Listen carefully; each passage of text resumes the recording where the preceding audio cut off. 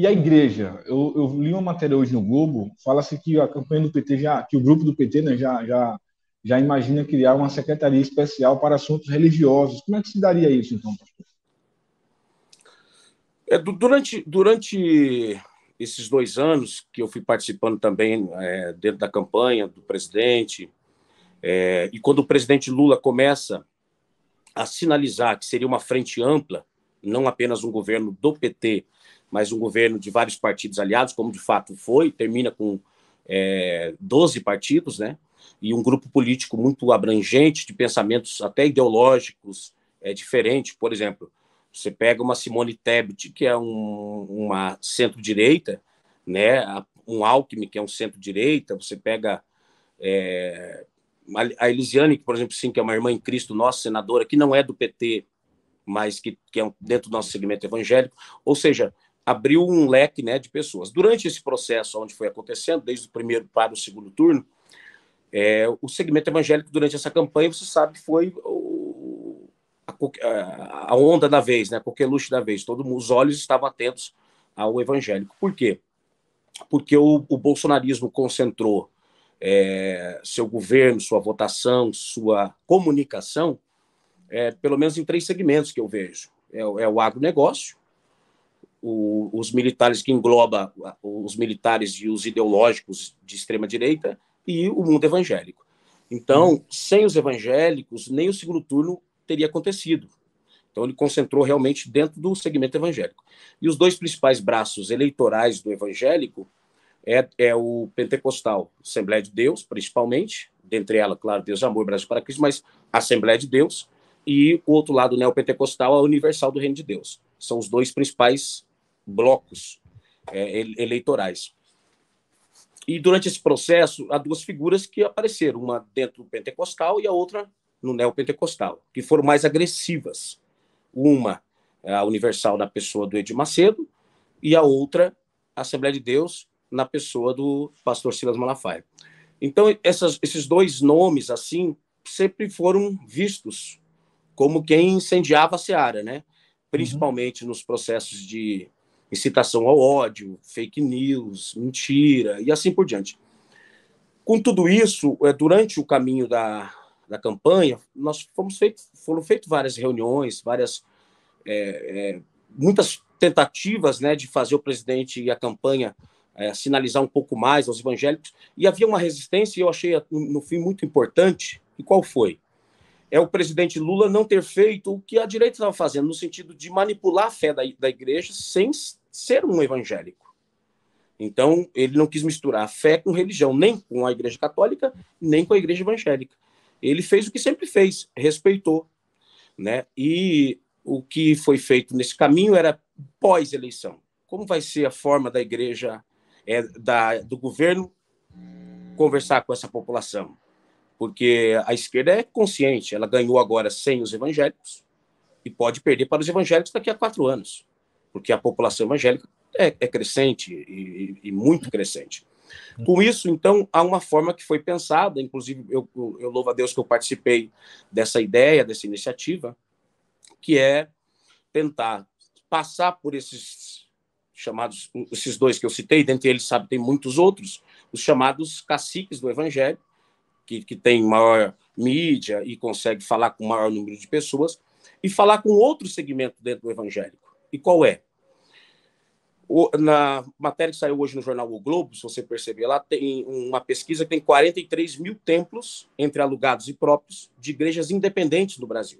São 78 mil templos no total, 43 mil são de igrejas independentes, ou seja, não faz parte de uma convenção da CJDB, do Belém, da Madureira, não é da Universal, não é do Valdomiro, não é da Deus e Amor, são igrejas independentes, são igrejas que são um pastor que Deus chamou, abriu seu ministério, ele tem 1, 2, 3, ou uma só, ou 10, ou 20, ou 30, mas são igrejas que não estão ligadas a uma grande convenção.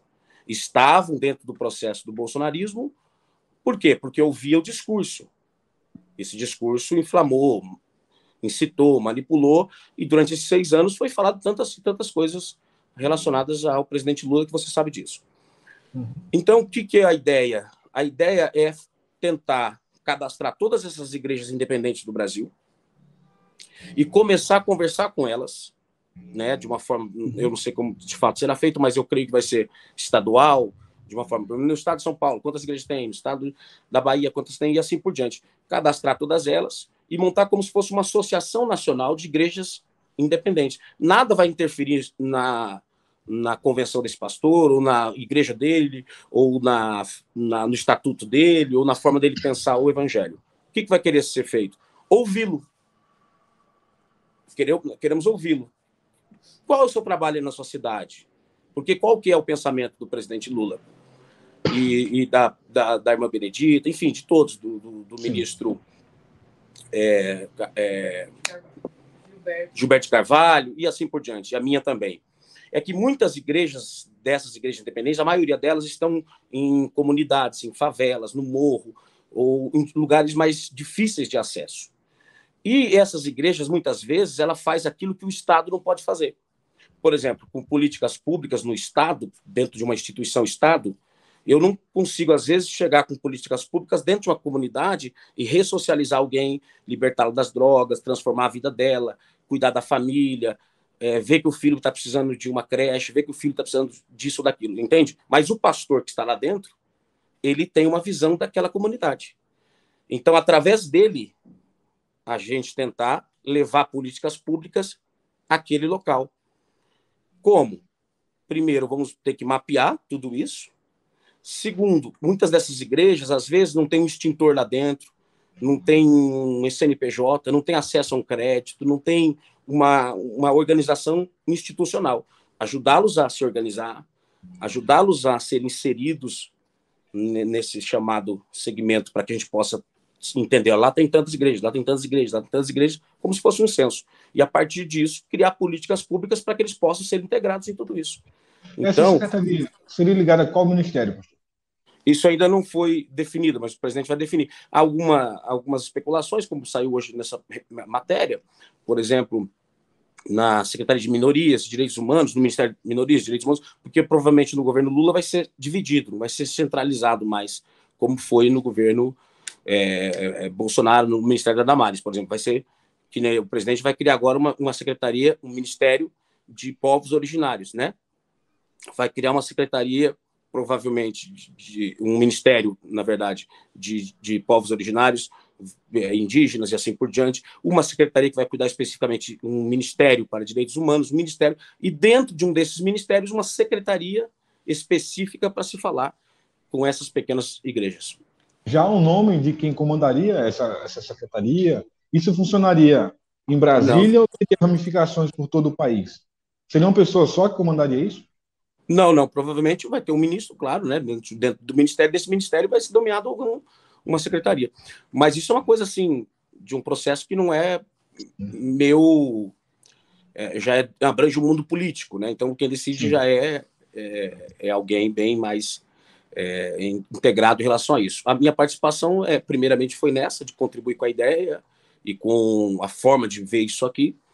E, inicialmente, nós vamos começar agora, isso já vou fazer por iniciativa própria, por algumas pessoas que estão me ajudando, começar a cadastrar essas muitas e muitas igrejas independentes em todo o Brasil. Por quê? Porque nós vamos ter 4 anos para conversar com as igrejas evangélicas e mostrar para elas que tudo que diziam não era verdade. Inclusive, o Bolsonaro não fez isso, né?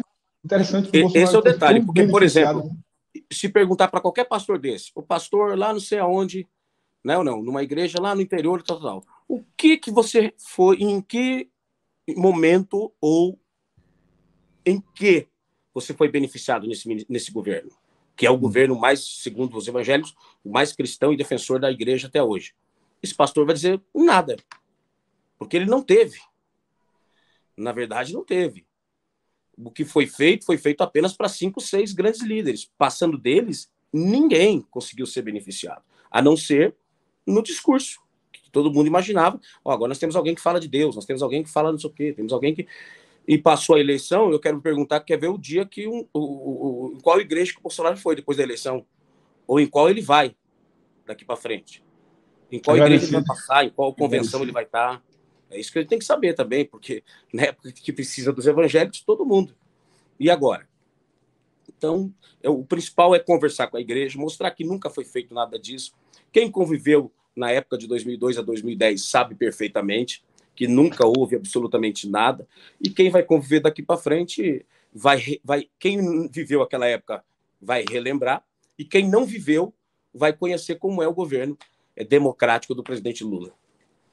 Estamos conversando com o pastor Paulo Marcelo, estamos falando sobre o futuro da igreja evangélica no Brasil a partir do governo Lula, que começa em janeiro de 2023. Vou pedir para o pessoal da técnica separar alguns comentários, algumas mensagens. Enquanto isso, pastor, a pergunta é a seguinte: esse projeto, se isso for realmente concretizado, isso vai demandar, por exemplo, repassar algum valor para as igrejas ou não terá o repasse de valores?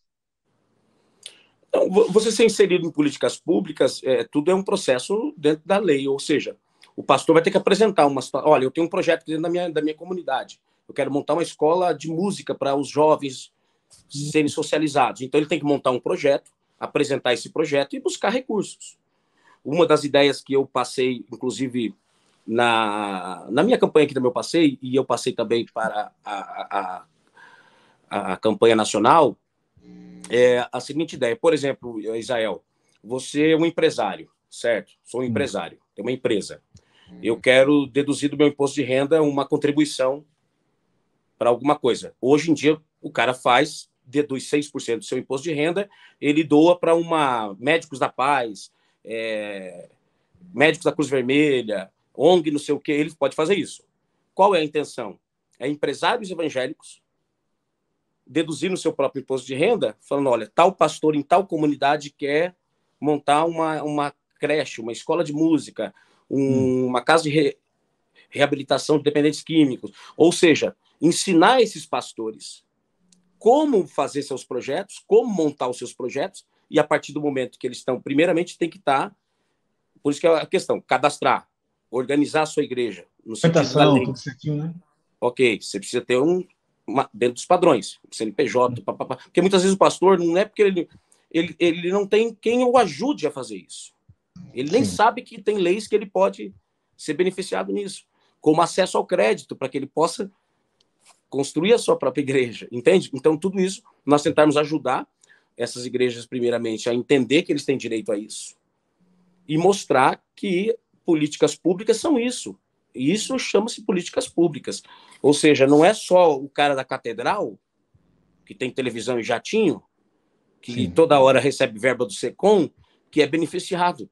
Mas o pobre do pastor que está lá com o salãozinho dele alugado, com 3 aluguéis atrasados, é tentar achar ele, ajudá-lo, estender a mão e dizer assim, olha, tem uma forma de você conseguir. É um processo, é longo, é difícil, mas se tiver quem o auxilie, quem o ensine, por isso tentar, há um projeto também dessas escolas, né, que as escolas seriam como? Cadastra esses pastores, levam eles para algum local e ensina eles como fazer tudo isso. E, pastor, o que é que você precisa? Você precisa de um estatuto? Você precisa de um CNPJ? Você precisa conseguir uma vistoria na sua igreja com o extintor para você poder conseguir ter o alvará? Você precisa o quê? Entende? Então, ajudá-los nesse aspecto. Quando, então, dentro da igreja deve ter um jovem lá que estuda, que está se formando, e esse jovem pode auxiliar o pastor na parte de internet, na parte técnica da coisa, para, por exemplo, montar dentro dessa igreja, lá numa comunidade, uma escola de costura. Certo? As irmãs da igreja lá estão. Pode fazer costura até dentro do próprio segmento gospel, evangélico. Toalhinha, pano de prato com versículo, roupa para as irmãs, entende? E isso tudo através de políticas públicas para que, de fato, não fique só na conversinha de ideologia, mas o cara não come ideologia, o cara não mora dentro da ideologia, o cara não vai no hospital da ideologia, o cara não pega o ônibus da ideologia, o cara não vai trabalhar Onde você trabalha? Trabalha na ideologia. Você mora onde? Mora na ideologia. Você vive aonde? Vivo no bairro ideologia. Não, irmão, o cara precisa comer, precisa trabalhar, precisa viver, Então, tirar um pouco só essas conversas que na verdade, falácias, e trazer eles para a vida verdadeira, a vida de verdade. A vida real, né? A vida real. Vamos ver alguns comentários para o pessoal colocar na tela algumas mensagens para a gente ler sobre o projeto? Faz tempo que eu não recebo, não apanho, deixa eu ver. Esse projeto da igreja, disse a Alessandra Torquato e Fabrício, olha, esse projeto da igreja eu achei perigoso para uma eventual fraude do evangelho, porque daqui a pouco o comércio vai ser abrir igreja. Tem essa possibilidade, pastor, de virar Então, o cara que primeiramente, o cara tem que provar que ele é crente, né? minha igreja, minha vida, para ganhar dinheiro? Não vejo dessa forma, não. É uma maneira de entender, mas e o que fizeram? Como é que é o nome da irmã? Irmão? Manda um beijo para ela. Alessandra. Irmã Alessandra Torquato. É do Paraná. É do Paraná? Irmã Alessandra é do Paraná, Deus te abençoe. Então preste bem atenção, irmã Alessandra. E o que fizeram com a igreja nesses últimos 4 anos? Não foi pior do que isso? Fizeram o que com a igreja nesses últimos 4 anos? Fizeram o quê? Bolsonaro, minha vida, é você. Ou seja, Agora, então... é curioso, né, pastor? Porque antes a crítica era o Lula vai fechar a igreja. Aí agora se o Lula facilita vai querer ajudar a querer abrir muita igreja, porque querendo ajudar a igreja vai abrir muita igreja. Então, não, é complicado. Né?